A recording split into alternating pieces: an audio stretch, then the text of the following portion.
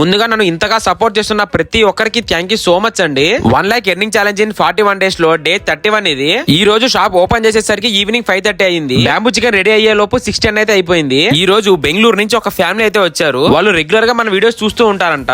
చిన్న వర్క్ మీద తిరుపతి వచ్చి తిరుపతిలో వర్క్ కంప్లీట్ చేసుకుని మన షాప్ దగ్గరికి అయితే వచ్చారు. వాళ్ళైతే బ్యాంబూ బిర్యానీ ట్రై చేశారు. టేస్ట్ అయితే అదిరిపోయిందంట. ఒక్కసారి ఆ చిన్న పాప రియాక్షన్ మీరే చూడండి. బిర్యానీ బాగుందా? Super super super.